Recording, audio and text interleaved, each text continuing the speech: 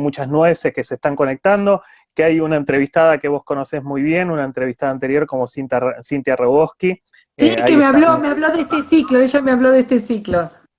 Muy bien, bueno, así que bienvenida Claudia, esperemos que estés cómoda.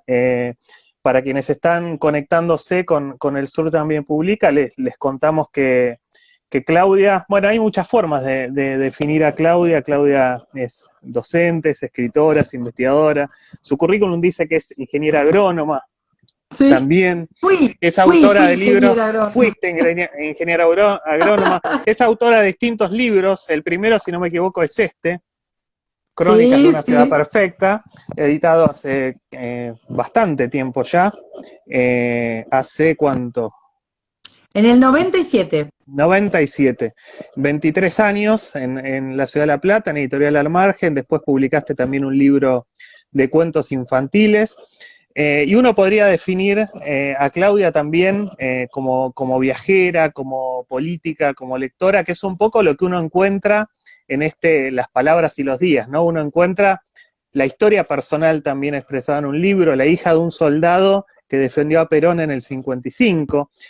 Digo esto porque Claudia quería hacer una presentación de libros, hacer la presentación del libro, y en realidad es un ciclo de conversaciones, de charlas sobre la vida, y sin embargo no son cosas que sean contradictorias, porque de algún modo este es un libro que cuenta un poco la vida y que cuenta un poco las vidas, y un libro donde la historia general pasa por la historia particular, vos decís en algún momento. Entonces, yo podría decir muchas cosas de tu currículum, pero también podría decir que leyendo tu libro, uno te puede encontrar en Camino al Mato Grosso, y que en ese momento vos decís, en esa situación, vos en algún momento decís, el Estado somos nosotros ahí votando nuestras conveniencias, y ahí uno encuentra a la especialista en planificación y administración pública también, ¿no?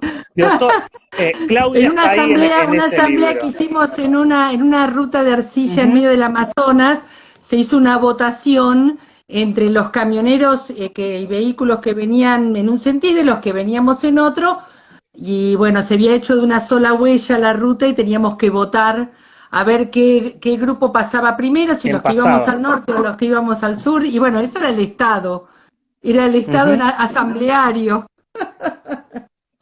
Bueno, Sí, ese sí, es me uno de acuerdo. los relatos que aparece en este libro de viajes, de recorrer geografías. Yo lo primero que quisiera conversar con vos, o el punto por el que quisiera arrancar, es que es el hecho de que estamos hablando de un libro. Yo mostraba antes Crónicas de una ciudad perfecta. Las palabras y los días no lo puedo mostrar porque es un libro digital. Y vos no sos una persona apenada porque su libro no esté en papel, sino que de algún modo Las palabras y los días es un libro orgullosamente web, es un libro orgullosamente digital, un libro hecho para las pantallas. ¿Cómo es eso? Mira, desde los primeros renglones que empecé a escribir allá hará 2 años, junto con María Marta Urrutia, con María Eugenia Uh-huh, Stracali, con Sergio Guerrieri, con muchos escritores que me acompañaron, desde el primer renglón lo imaginé como un libro para navegar. uh-huh, Y la verdad que el mejor formato para navegar era pensarlo como una página web. Después me enteré por otros amigos y amigas, uh-huh, por Ana Garbet, por Carlos Ciapina, por la misma Cintia, me enteré que eso se llamaba un libro multiplataforma. uh-huh, Pero en aquel momento no tenía nombre, era una intuición, digamos. Yo quiero que uh-huh, sea una página web donde se vaya navegando.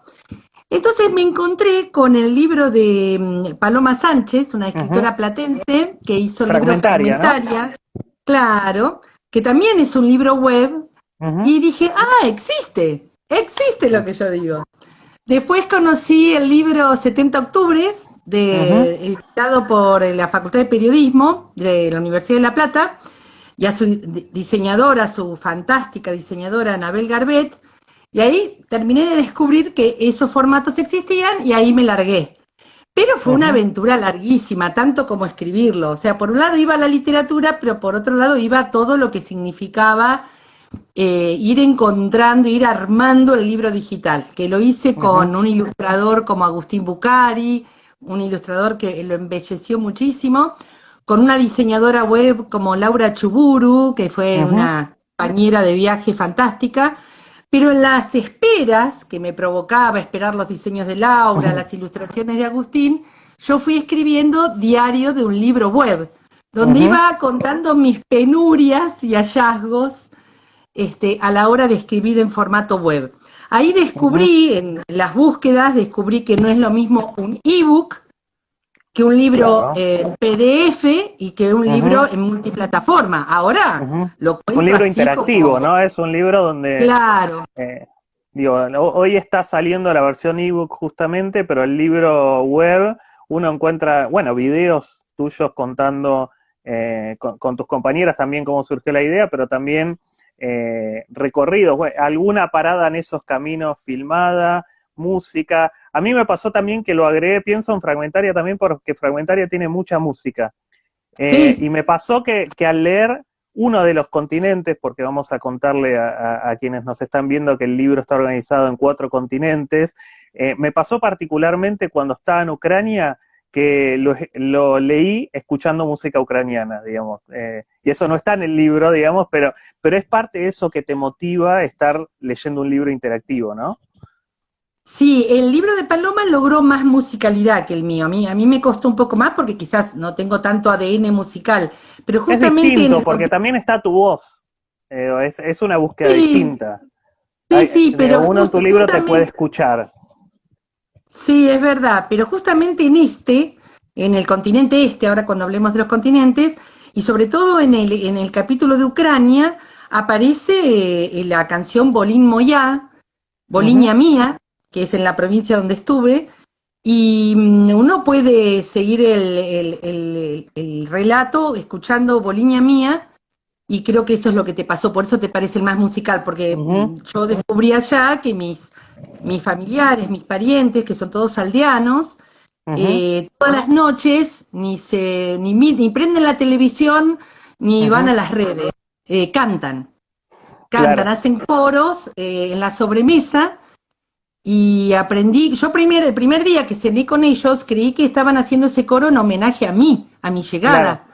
Y digo, uy, qué importante que soy que me están haciendo un coro en honor a mi llegada. Y después descubrí que no, que siempre cantan en la Lo que me pasó es sobremesa. que para seguir leyendo los textos sobre Ucrania tuve que seguir poniendo música, digamos.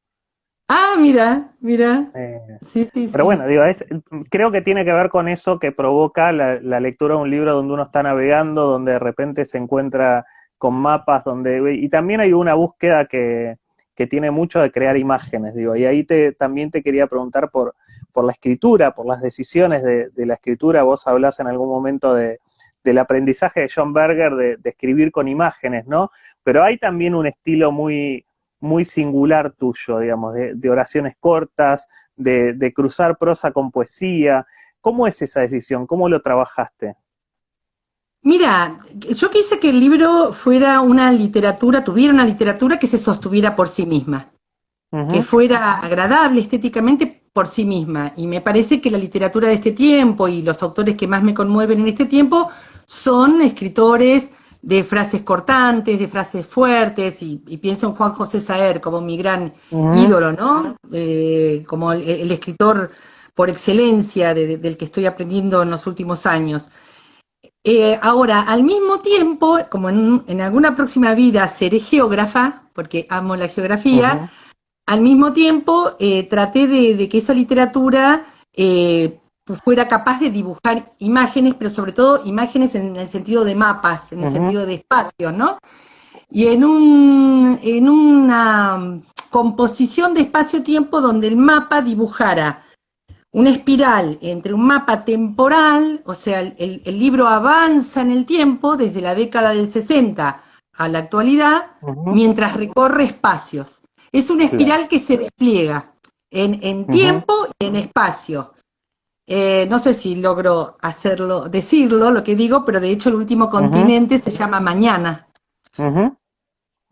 Bueno, Ahí, aprovechemos a contar que los 4 continentes son llanura y río, montaña y mar, mira, vamos a hacer un este, ejercicio de mostrar esos continentes. gracias. Bueno, Ahí son estamos. llanura y río, montaña y mar, este y mañana. Ujú. Hay una cosa, digo, que tiene que ver con las decisiones de escritura y además, en algún momento me preguntaba en qué momento, cuándo te surgía o cómo te surgía la decisión de si prosa o poesía.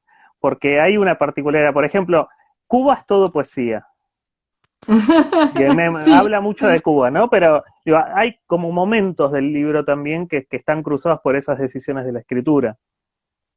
Mira, hay un texto de Barico, no recuerdo de qué libro de él, María Marta Urrutia, que es una Ujú. fanática de de Barico, se debe acordar. Está Hay por ahí conectada, así que lo puede decir. lo puede decir, hay un cuento de Barico donde hay un texto de él donde dice que se rompieron todas las fronteras. Ya no Ujú, podemos hablar de géneros, ¿no? Novela, poesía, crónicas de viaje, historia. Se rompieron todas las fronteras entre las formas de escribir. Y creo que pasa eso, que cuando uno ujú, escribe, sale como sale. claro.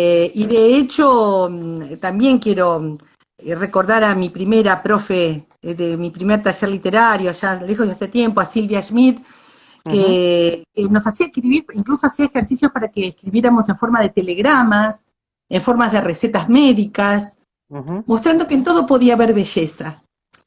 Y entonces hace ya muchos años, desde mis talleres con Silvia, que aprendí a no preocuparme por cuál era el género en el que estaba, digamos, ¿no? Ujú. Océano Mar, Barico. Ah, Océano. gracias, María Marta, gracias. Ahí, ya que está María Marta, vos, tu libro es un libro tuyo, pero de algún modo, Cintia dice que cree que en los bárbaros. Bueno, ahí es para leer a Barico. Eh, Podemos leer toda la bibliografía Así y es. va a ser una buena experiencia. En el libro, digo, el libro es un libro tuyo, pero indudablemente tiene las marcas de una escritura colectiva. Digo, recién nombrábamos a María Marta. Aparece también un proceso compartido con Eugenia Stracali, ¿no? Así es, así es. Hay libros, hay cuentos que escribí en un taller, mira vos, en Ujú, un taller literario de una asociación gremial, de la Asociación de Personal Legislativo, ujú, con un taller literario que hacía un tanguero, un poeta tanguero, ya me voy a acordar el nombre, de ahí salió el cuento El polvo de las tizas. Me encantan los talleres literarios que hacen los gremios, me encantan porque los ujú. trabajadores, los laburantes cuando se ponen a escribir son maravillosos. Ya me voy a acordar el nombre, es muy ingrata de mi parte no recordar el nombre ahora, pero el resto de los cuentos los hice en un taller que compartí con Eugenia y con María Marta Urrutia, que también me acompañó María Marta como amiga y como compañera de ruta, como editora, junto con María Ujú. Teresa Reca, en prueba de Galera Editoras, donde también las desafié a que este fuera un libro digital, ¿no? Ujú. Una editorial que hasta ese momento había hecho libros en papel. Y también es Su nombre lo colectivo, indica, ¿no? ¿eh? Su nombre ¿Cómo? lo indica, su nombre lo indica, Prueba de Galera. Sí, sí, es muy papel, aparte hacen ¿Cómo es la piezas, prueba de hacen. galera de un libro digital? Ay, mirá, casi te diría que es más complicada que la de los libros comunes, porque tuve que tener una correctora de estilo, del estilo Ujú, literario, que fue Florencia Subieta, de paso ujú, le agradezco, pero también tuve que tener una correctora de que los links anduvieran bien, eh, Verónica Roldán.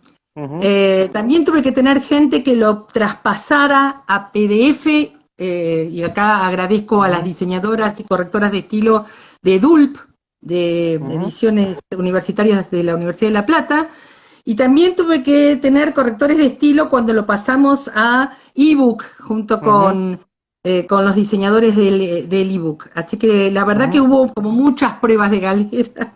ujú, Y además es colectivo el libro, creo yo, porque al final hay un apartado, no sé si es al final o al principio, porque en la página web ujú, es circular, pero en el ebook es al final, hay un apartado que dice, que habla de los libros de la travesía. ujú, Y en los libros de la travesía están los escritores que me acompañaron y de los que me ujú, copié, porque la verdad que uno se copia, ujú. hay una escritura colectiva que hacemos con todos los escritores del planeta. Es una gran Así. invitación a la lectura esos libros de travesía. Y hay una cosa muy interesante que vos decís ahí, que vos remarcás desde tu propia condición, es que la mayoría de los escritores que te marcaron son varones, pero que hay mujeres detrás, ¿no? Sí, sí, siempre pienso en la historia de Enriqueta Muñiz, detrás de Claro. de Operación Masacre. Enriqueta Muñiz fue mi jefa cuando yo fui parte de, del suplemento Acá literario la tenemos a de... Enriqueta también, mira. Ah, mira. Bueno, Enriqueta Una fue mi caligrafía jefa. hermosa, además, ¿no? Ah, Enriqueta es una maestra. Ujú, Enriqueta fue mi jefa en el suplemento literario del diario La Prensa, un diario que no está más, en la década del 90. Yo trabajé varios ujú, años en ese suplemento y hoy le preguntaría tantas cosas a Enriqueta, le ujú, preguntaría tantas cosas, pero sobre todo recuerdo esa relación de ella con Rodolfo Walsh, que era una relación de profunda pasión, pero también de ujú, profundo fastidio por el lugar secundario que ella tuvo en Operación Masacre. ujú. Así Es que la me parece. persona que lo acompañó toda la investigación, digo, para quienes están oyendo y quizás, digo, durante muchos años leímos Operación Masacre sin saber, salvo por ese texto inicial diciendo a Enriqueta Muñiz que me acompañó, que fue la joven que se jugó entera, después dicen algún prólogo Rodolfo Walsh, pero que acompaña toda la investigación desde el primer día, ¿no? Desde diciembre del 56, cuando Walsh consigue la denuncia, son dos textos y uno lo está transcribiendo él y otro ella, ¿no? Y todo ese, bueno, ahora conocemos por los cuadernos de Enriqueta que se publicaron hace poco, pero es una historia fascinante, ¿no? Digo, y después ella siguió su vida y fue editora, fue periodista y no conocemos mucho. Me parece re interesante que lo traigas y desde tu experiencia de haber trabajado con ella en los 90, ¿no? Sí, lo que pasa es que Operación Masacre es un libro que quiero mucho Ujú, porque el primer cuento, el cuento que se sitúa en La Plata, en ese ujú, vórtice de la espiral que nace en La Plata y en la década del 60, se ubica ahí el vórtice. ujú, Allí está el cuento El fusilado que vive, que es un ujú, cuento que habla de mi relación con la familia Boncoch, que, bueno, ujú, Lolo Boncoch fue el abogado de Libraga, ¿no? Del fusilado que ujú, vive. Yo fui compañera, amiga y sigo siendo muy amiga de su hija, de Sandra Boncoch. Y pienso que hay muchas mujeres detrás de las historias de estos varones que son los ujú, protagonistas públicos, ¿no? Y creo que Operación Masacre, que es un libro que nos ha marcado a todos, que fue posible además gracias a Lolo Boncoch, porque Lolo ujú. reúne, en el estudio de Lolo Boncoch se reúne Libraga con Rodolfo Walsh. Pienso que esas historias que nos han marcado tanto, si uno las volviera a escribir, si se volviera hacia atrás en el tiempo, si esto fuera posible, Operación Masacre tendría como autores a Enriqueta Muñiz y Rodolfo Wolf. Ujú. Pero bueno, más Hay, allá de eso, todo bien. es impresionante, digo, esto que otra vez decía al principio, a partir de algo que vos escribís en el libro, esta idea de cómo la historia general pasa por historias particulares, ¿no? O las historias particulares permiten contar la historia general. Digo, la experiencia a mí me parece súper interesante y lo digo como una conversación, ya no como el Sur también publica, sino como Daniel Badenes, digo, haber compartido una cosa que me fascina de haber tenido una lectura de Operación Masacre, digo, me imagino que en algún momento distinto, cuando leímos Operación Masacre, nos pasó encontrarnos dos abogados conocidos. Yo, la primera vez que leí Operación Masacre, me encontré ahí a mi abuelo, Eduardo Chaposnik, que fue otro de los abogados que siguió la denuncia. Y uno cuando, digo, yo con mi abuelo, que de hecho volví a buscar más en el libro de Enriqueta y sé más de mi abuelo gracias a los cuadernos de Enriqueta, y vos con Boncorch, que repones muy bien ese reencuentro con tu amiga y te permite contar el 55 y esa historia personal también de tu viejo, ¿no? Defendiendo a Perón en el Sí, 55. sí. Ese Eh, relato de las palabras y los días a mí me parece sumamente emocionante y es la síntesis de cómo todo el tiempo las historias particulares y las historias generales se están mixturando, ¿no? sí, yo creo que es el cuento inicial, no solo porque es el vórtice de la espiral que después se despliega, sino porque es el cuento que formula la hipótesis en Ujú, la que me baso. Que yo lo digo en el cuento, lo escribo o pongo, somos cuerpos surcados de renglones. Ujú, Pero al principio del libro, en la introducción al libro, pongo una frase de Benedetto Croce que dice: toda historia es contemporánea. Y en el fondo estamos ujú, diciendo lo mismo, que la historia está siempre presente y está siempre presente en nuestras vidas.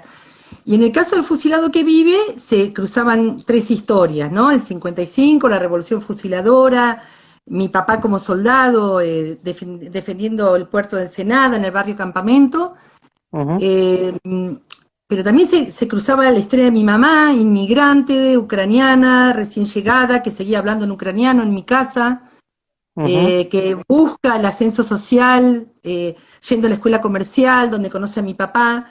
Gracias a que conoce a mi papá, no regresa a la Unión Soviética, ellos eran del Club Vostok, de Berisso, ujú, y toda esa camada de jóvenes regresaba a la Unión Soviética, a la reconstrucción posguerra, y mi mamá se queda por mi papá. También está la historia grande, la historia de los fusilamientos, ¿no? A través yo recuerdo la casa de Boncoch llena de ujú. clientes, de personas que lo iban a ver, que lo iban a consultar. Digo, y pensemos que Libraga se exilia y termina viviendo en Estados Unidos, y digo, yo lo he visto a Libraga en ese estudio, porque se exilia en los primeros 60, en Claro. la época que yo iba a la casa de Sandra. Allí también está mi hermana todo el tiempo, Ujú, como la generación que venía y que va a vivir la democracia de otra manera, con otra juventud. Digo, ese cuento es el que formula la hipótesis de que nuestra historia particular está ujú, absolutamente atravesada por la historia general. Después por ujú. eso hago notas al pie, y Claro. de esas notas al pie seguramente nacerán nuevos relatos. Tengo muchas ganas de Ujú, contar la historia del barrio Campamento.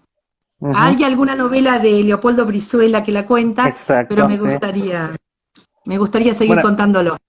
esa primera geografía que es La Plata, que es Ensenada, que en ese momento era La Plata, o que en ese momento era la ciudad de Vaperón, pasa a una segunda geografía que es el conurbano.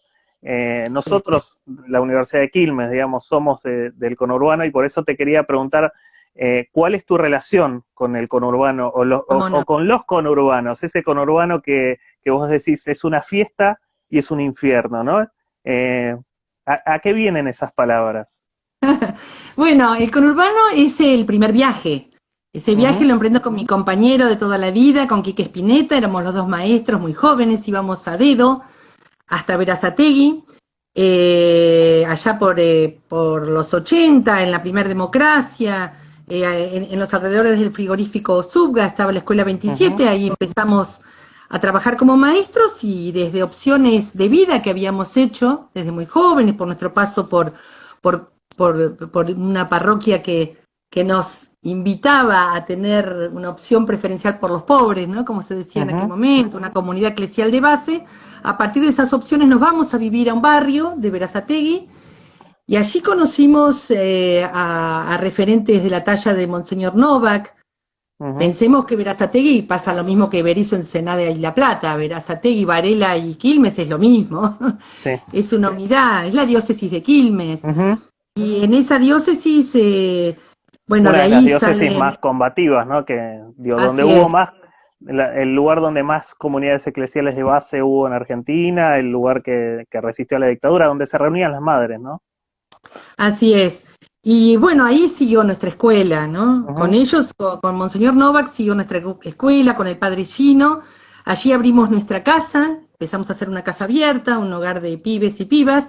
ujú, Monseñor Novak venía en las Navidades a pasarla con nosotros, siempre lo recuerdo, caminando ya con dificultad por su enfermedad, trayendo pan dulces a nuestra casa. Allí en nuestro barrio, un barrio marítimo, estaba refugiado Orlando Llorio, ujú, que había sido detenido por la dictadura militar. La verdad que fue una gran escuela, y allí nace nuestra militancia por los chicos, en ujú, la organización, en la firma de la primera declaración del Movimiento Nacional de los Chicos del Pueblo. ujú, De ahí nacen los cuentos El polvo de las tizas, Olga, Lisboa, que ujú. son todos cuentos muy conurbanos. En la línea, ahí me copié mucho de la línea de Fabián Rodríguez del blog Conurbanos, que es un blog maravilloso. que muestra fotos e historias y siempre él dice, siempre termina sus historias diciendo, esto solo pasa en el conurbano. Y me parece maravilloso. Ahí, Este, no, perdón, sí, Mar- sí. Marianela, digo, para empezar también a retomar algunas cosas del chat y de paso digo que pueden hacer preguntas para retomar después con Claudia Bernaza, con quien estamos conversando. Marianela dice, Novak, un gran ejemplo para quienes tuvimos la suerte de conocerlo y compartir con él. Y de esta historia que contabas también me gusta cómo traes a colación un movimiento desde el que seguís participando, y impulsando también con proyectos de ley. Hay que decir que no es lo que te define, pero que circunstancialmente en este momento sos diputada nacional y has mantenido tus principios intactos en ese impulso, como lo fuiste anteriormente. Los chicos del pueblo, ¿no?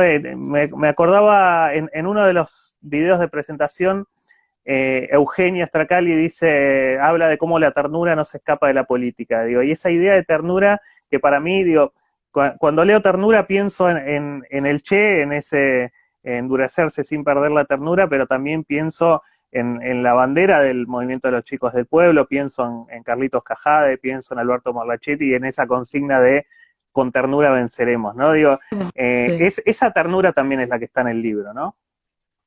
Bueno, una aclaración antes de comentarte algo. Toda literatura es política, Uh-huh. toda pedagogía es política, toda vida que se abre a lo que pasa alrededor es política y por lo tanto ser diputada nacional es una circunstancia que está todo unido, digamos. Uh-huh. Todo es el mismo libro, todo es la misma navegación. Sigo Uh-huh. navegando en un continente desconocido o menos conocido, y ni que hablar en tiempos de pandemia, pero sigue la misma navegación de las Uh-huh. palabras y los discursos. Y en esa navegación están presentes, ahí justo Marianela comentaba, que, ay Dios, se acaba de unir Pancho y me pone, hola Claudiecita, que es como me decían los chicos en la parroquia en los 70, y lo voy a matar porque me hace llorar. Qué boludo que es. Lo voy a matar, que salga del chat ese hombre. Bueno, no, te decía, Marianela recién Bueno, contaba y le hablaba. preguntamos a Claudiecita por los chicos del pueblo, entonces. Bueno, no, te decía que Marianela contaba recién, veía que había comentado sobre la carpa de Gino, la carpa donde Uh-huh. Gino bautizaba, donde Gino celebraba casorios allá en Uh-huh. Florencio Varela, en Berazategui, en la diócesis de Quilmes. Y esas carpas, recuerdo que con Quique, acá está Quique escuchando, recuerdo que lo fuimos a ver para pedirle la casa de retiro Cura Brochero para hacer los encuentros de chicos del Uh-huh. pueblo. Todo eso forma parte de la misma historia y Uh-huh. la misma navegación, porque somos un pueblo caminando en la historia, y esto, perdonen si me sale la formación cristiana, pero somos un pueblo caminando en la historia, y en esa caminata que nos vamos encontrando con muy buena gente, con la gente que nos forma, obviamente aquellos referentes, Carlos Cajade, Alberto Morlachetti, Teresa Rodas, tantos que ya se fueron, en esa caminata Uh-huh. nos dejaron las consignas que nos guían, nos dejaron como faros que iluminan, ¿no? El hambre es un crimen, con ternura venceremos, que resumen muchísimas noches de discusión, muchísimas Uh-huh. madrugadas, era muy nocturno Alberto, y se quedaba charlando con Quique horas y horas, y bueno, por suerte tenía la capacidad poética de alguna manera de resumirlo en esas frases que nos siguen acompañando y Uh-huh. que hoy me acompañan como diputada, y que por lo tanto entonces ahora como diputada voy por escribir también Uh-huh. literatura, porque las leyes también tienen que tener belleza poética y potencia política, ¿no? Uh-huh. Y tienen que tener Recién. ternura, tienen Uh-huh. que tener ternura, o tienen que tener la ternura como opción política. Por eso Hay alguien, estamos diciendo con los chicos del pueblo, estamos diciendo la ternura será ley. te iba a decir eso, aparecía en el chat el hashtag la ternura será ley. Hace un ratito decías que te pregunté por el conurbano y lo definías como el primer viaje con Quique. Me animaría a decir con el libro que el segundo viaje fue el viaje por América Latina, Sí. digo, y que vos definís como un viaje hacia ustedes, un viaje al centro de nosotros, digo, se subieron a una 4x4 y fueron a buscarse en América Latina. ¿Cómo fue ese viaje? Mira, en primer lugar fue un viaje que solo es posible por la locura de Quique, que agarró una 4x4 vieja, que humeaba, que no podía llegar ni a la esquina. Él dijo, vamos, y vamos. Él había probado ya que esto era posible porque el año anterior había llegado hasta Machu Picchu.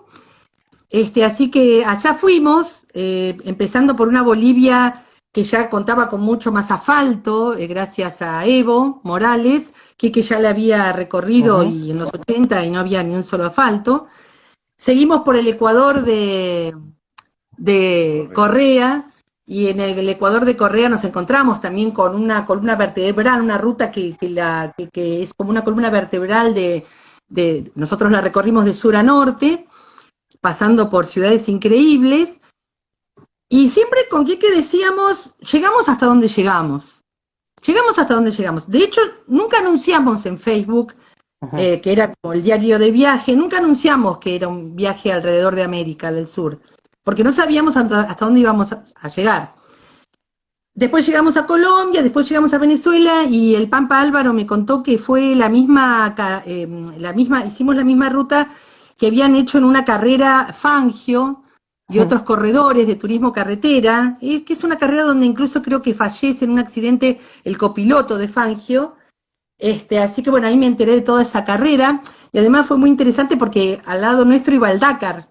Ujú. Eh, Era verano, iba al Dakar, y bueno, estuvo llena de anécdotas. Humeaba lindo la Ujú. camioneta en Ecuador, humeaba muy lindo. Por eso nos quedamos mucho tiempo en Bogotá, Ujú. arreglándola, en el barrio de la Candelaria. Y en Venezuela llegaban todas las noticias de Argentina de que Venezuela era un caos, que estaban todos los estudiantes en las calles, en Ujú. manifestaciones, y Venezuela nos recibió maravillosamente, con sus paisajes, con su pueblo, y sin nada de eso que decían las noticias. Ujú. Había manifestaciones, pero casi diría parecidas a las de la derecha de este tiempo en Argentina. Ujú. Y después nos fuimos para el Salto del Ángel, ¿Eso para en el qué Parque año fue? Nacional. ¿Esto en qué año fue, Quique? ¿Que fuimos? ¿2013? 13. El verano del 2013, 3 meses en el Ujú. 2013. Y después nos fuimos al parque, bajamos por Venezuela para que imaginen, ahí pegamos Ujú. la vuelta, por decir de alguna manera, pegamos la vuelta, empezamos a bajar por el Parque Nacional Canaima, por donde está el Salto del Ángel, vimos mucha población indígena. Ahí descubrí que el capitalismo es solo un borde en América, es solo un Ujú. borde. Está en las ciudades portuarias y en las llanuras. Empezás a subir a la montaña americana o te metés en la selva americana y ya no hay más capitalismo. Están nuestros Ujú. pueblos, con miles de idiomas, con miles de vestimentas, con miles de costumbres. Ujú. Es un espejismo creer que América es capitalista, América del Sur. Es un espejismo, no lo compremos. Y dentro de esa profundidad, la mayor Alguien profundidad... recuerda, no, no sé por su nick, pero alguien recuerda el chat de WhatsApp de ese viaje. Ah, sí, Ahí se porque habrán por gestado Facebook, relatos ahí también. sí, sí, sí, en mi Facebook están los álbumes. Y sí, sí, la gente lo compartía mucho, sobre todo me acuerdo del Pampa Álvaro, que era muy Ujú. rutero, era compañero mío, diputado nacional por Mendoza. Y después en esa profundidad que te digo, yo creo que la mayor profundidad se dio cuando llegamos a Manaos y Ujú. descubrimos que no había más ruta, que solo podíamos cruzar el Amazonas en balsa y de ahí seguir bajando, ¿no? Ujú. Y creo que ahí descubrimos que América era muy Ujú. profunda, y muy difícil, y arcillosa, y selvática. Y ahí es donde está el cuento que vos recién nombrabas. En un momento cuando ya habíamos cruzado en balsa y ya estábamos bajando por una ruta, la BR, no me acuerdo el número, BR 153, creo que era ese número, una ruta que en el mapa parecía como un asfalto y en realidad era una huella de arcilla. Ahí descubrimos, cuando se hacía de una sola mano, que se hacían asambleas entre los camiones que venían hacia el norte y nosotros que bajábamos hacia el sur. Se hacían asambleas y en las asambleas se decidía quién pasaba, sí, quién pasaba Ujú, primero, ¿no? Entonces ahí es donde yo escribo: el Estado éramos nosotros ahí ujú, organizándonos. Era como el parlamento primitivo.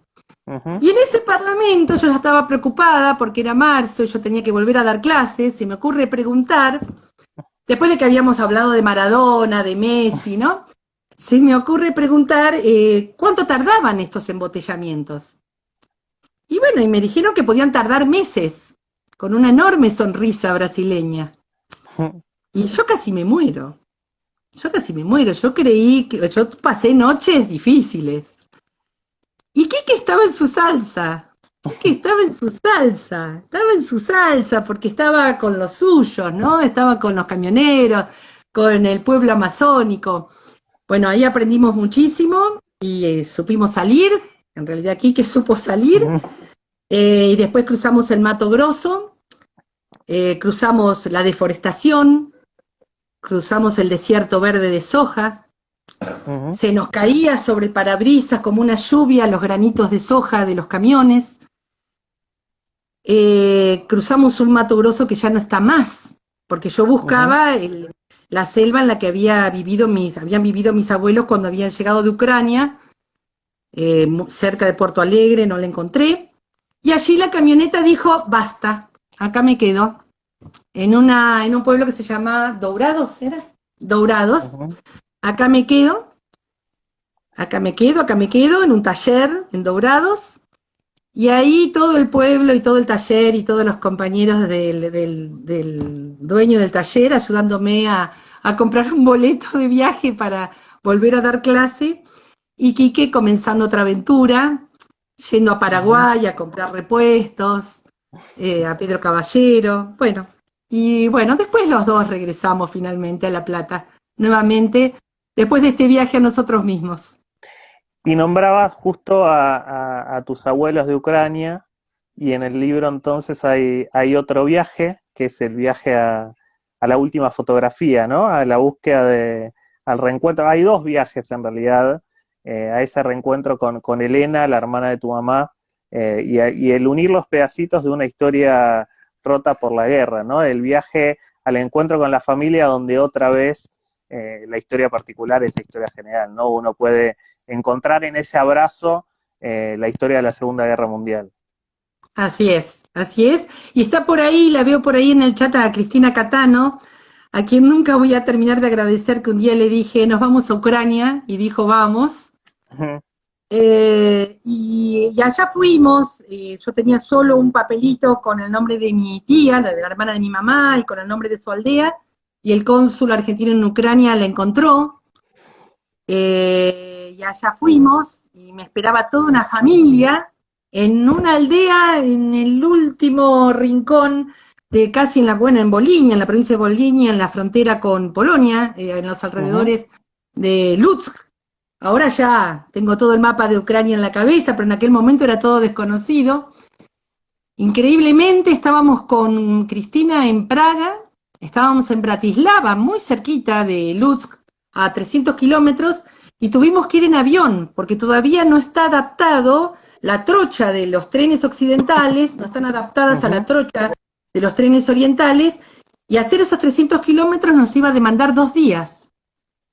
Entonces nos fuimos en avión, fue una decisión de último momento, y allá fuimos al este, verdaderamente al ujú, este, al este, donde estaban los restos oxidados de los tambos industriales del sueño soviético, ujú, donde estaba mi tía condecorada por el régimen soviético, donde estaba toda la disputa sorda entre los defensores del comunismo y los defensores del nacionalismo, incluso dentro ujú. de mi propia familia, ¿no? Y ellos midiéndome a ver de qué bando estaba, y yo explicándoles: no, yo soy peronista, yo soy la tercera posición, y no entendían nada, por supuesto.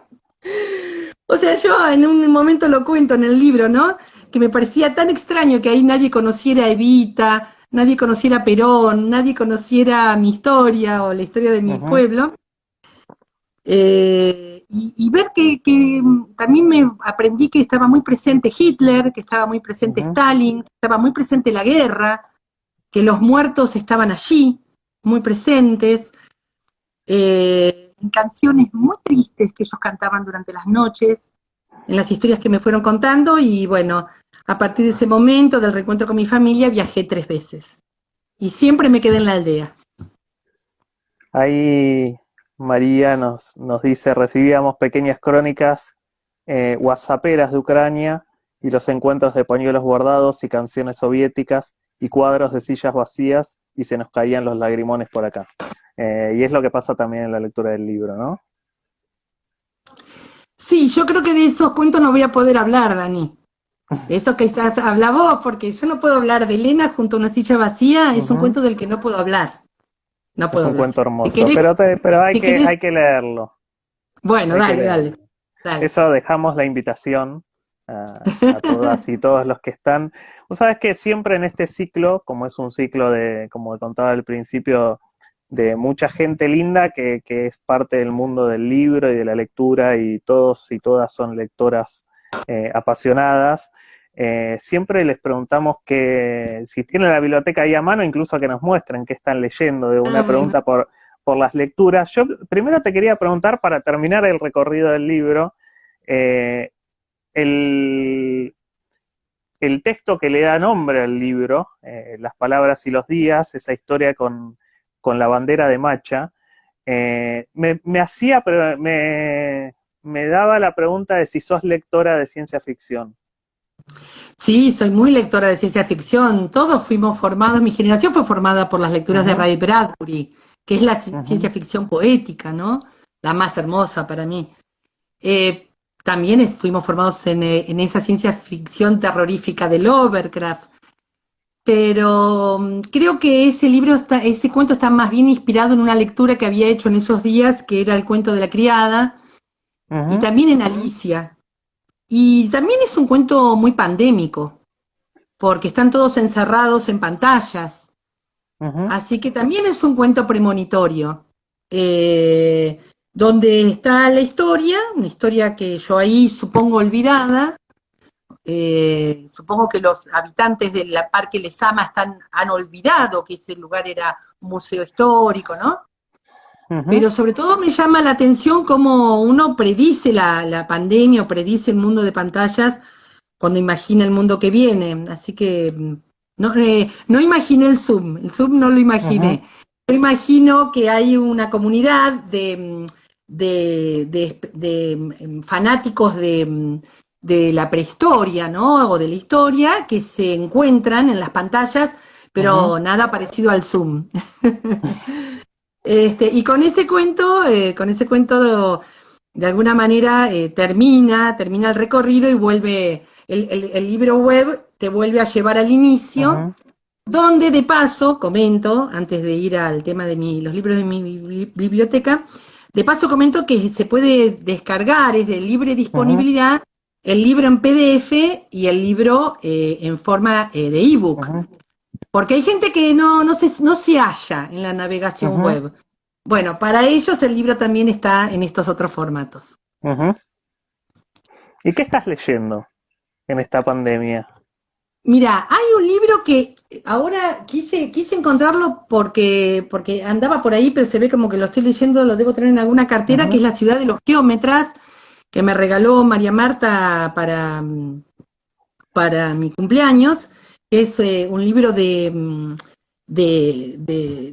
la historia de la ciudad de La Plata, pero la verdad tengo que decirlo que últimamente, por ejemplo, esta semana estoy leyendo el presupuesto nacional 2021 y eso no me da mucho tiempo para otras lecturas.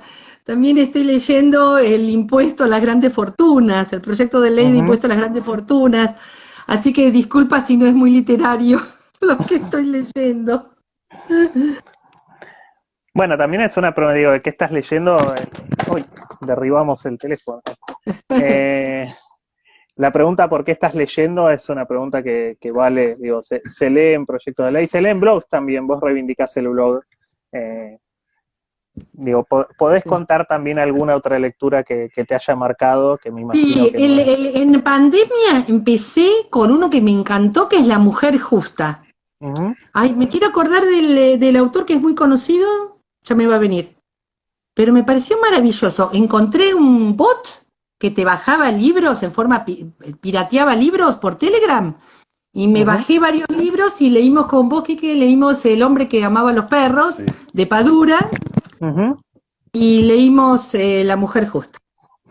Que no me acuerdo ahora el autor, ya sea Rogoski, que sabe un montón de autores, o Urrutia, ya se van a acordar.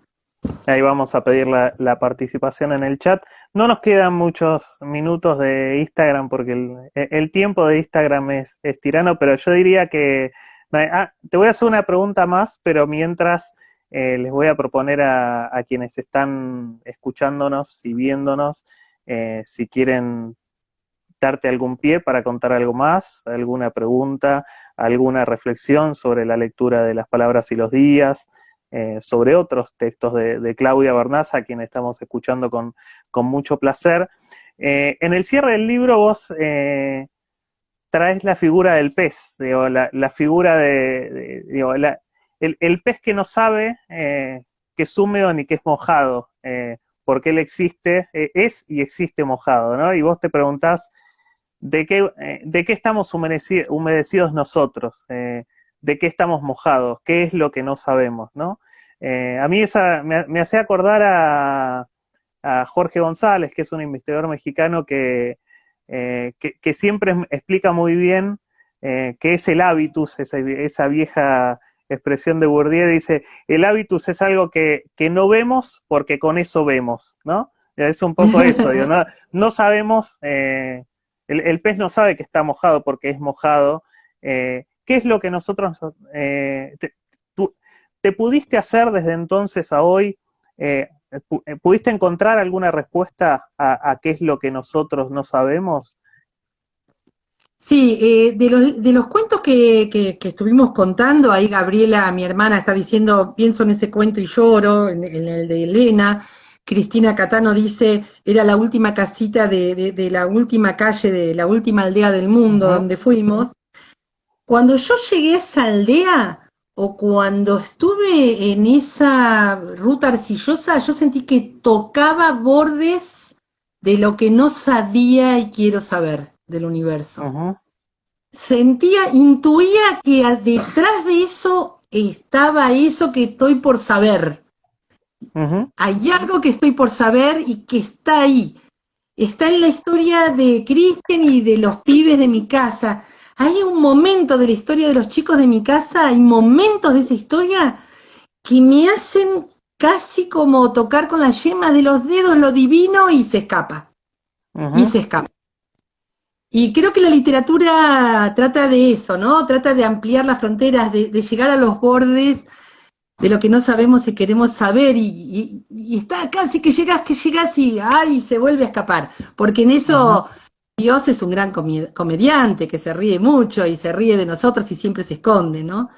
Entonces, ujú. parece que nos hace esas trampitas, ¿no? Siempre se esconde. Nosotros decimos, ah, ya conocemos la razón de este universo, y cuando creemos que llegamos, no llegamos. Bueno, de hecho, el último cuento, Las palabras y los días, es Ujú, una metáfora de alguien que quiere llegar al origen del universo y a la razón del universo, ujú. ¿no? Me preguntaba si además de la literatura, la pandemia como circunstancia excepcional no nos dijo cosas también, ¿no? Digo, si la pandemia no fue un evento, no es algo disruptivo que también nos reveló algo de nuestra humedad, ¿no? Digo, al Sí, desnaturalizar eso con lo que vemos, que no vemos porque con ello vemos, digamos, esa humedad sí, del pez. sí, sí, sí, sí. Yo creo que sentimos una cosa muy parecida al hombre de las cavernas y al Ujú, hombre de la Edad Media, que no podía lidiar con lo que era, y creo que nos está pasando algo parecido. A mí me parece muy medieval lo que nos está ujú, pasando, y ya le pondremos palabras, ya le pondremos ujú. palabras.